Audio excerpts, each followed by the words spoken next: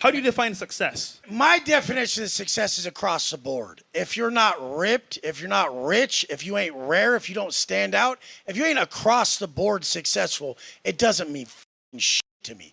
If you got straight tits and you're in your Rolls Royce, you look like a fucking clown to me.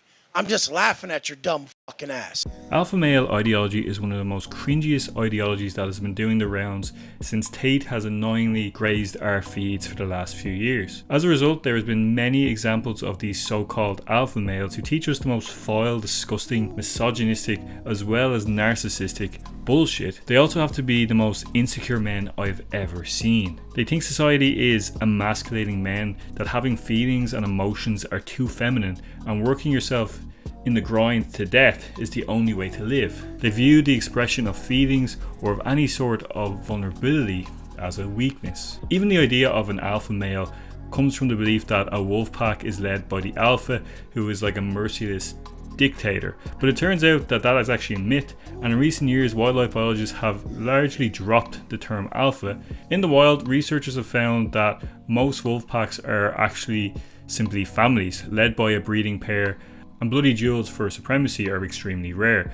So pretty much not so different to us. They are confident, assertive and self-assured in some ways, and see themselves as leaders in most situations. The alpha male are the people that will save the day when disaster strikes. Their own value is very external. It's how physically big they are, how much money they make, and they pretty much bully anyone they perceive to be inferior to them.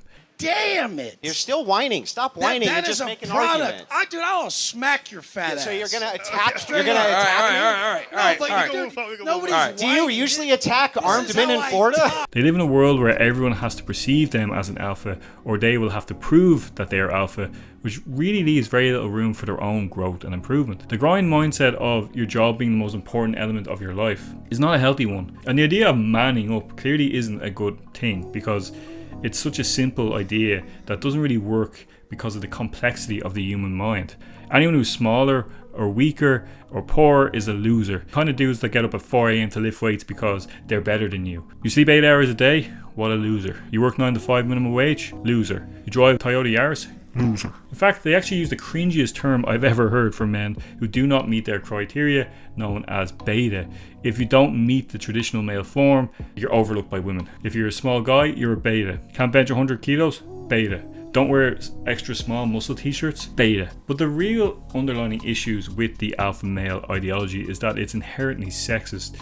They all kind of have this anti-woke with a twist of right-wing ideology mixed in. They want traditional women to praise them with traditional roles in society. Think of like the classic housewife from the 50s. You know, they cook, they clean, they look after the kids, and importantly, don't talk to other men. The problem is that these alpha males seem to get more and more frustrated because a lot of women don't want to serve them in these traditional roles. They believe that women are only attracted to dominant and powerful men, that women only value you because of your high value status, and the best way to maintain this, according to these psychopaths, is to keep her insecure, to make her think that you could drop her at any time, that make her think that you can do better than her, which is a completely disgusting and unhealthy way to have any sort of relationship with anybody. Now thankfully, like, society has moved on from these type of values a very long time ago. Women have careers and goals and passions that go outside the traditional roles of just raising a family. This kind of thing drives these alpha males crazy. They are pretty much like anti-feminist, but they fail to understand that feminism is not about being better than men. It's about men and women being equal. And yes, there is examples of women out there who don't understand it either and think that feminism is about being better than men and having higher value than men, but it's just completely goes against what the idea of feminism is. Feminism actually benefits us all. Having pseudo hierarchies based on muscle mass and dominance doesn't help our society. I mean, have you ever seen the work these guys do at seminars? I mean, Jesus Christ, they literally attack men who aren't physically fit, who don't dress well. Like, they blame how they physically look on all their failures. Like, they're not making enough sales, it's because they have to wear an extra large shirt because they're fat. And the fact that these guys get paid by these companies to come in and get paid a lot of money is extremely depressing. Alpha males just act like assholes too, which of course would be off-putting for everybody. There are so many cases where these alphas get pushed hard by others.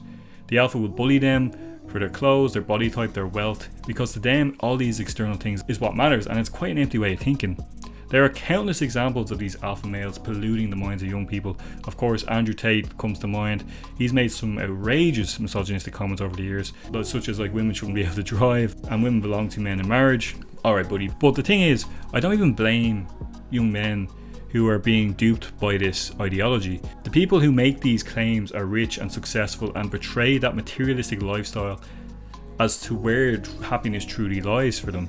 They sell courses on these things like Andrew Tate does, which makes these alpha influencers so much money off their naive young fan base, who are just trying to find ways themselves to kind of improve their lives and to find the answers to like the external dread and identifying who they are as people, which is quite common when you're quite young. And the ideology that the alpha guys follow it's quite simple, it's quite straightforward, it's easy to understand, and I don't think like everything about the alpha male ideology is bad.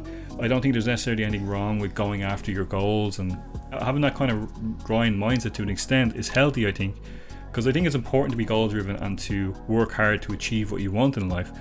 But all the other BS that comes with it, I think as a society we could do without. The emphasis on dominance, aggression, emotional suppression can promote what is often termed, of course, as toxic masculinity, which discourages like empathy, emotional expression and healthy relationships. So for the love of God, like, don't listen to these guys. Hell, don't even listen to me either. Think about what works best for you. And if you're a man, if you want to cry, for the love of God, just cry.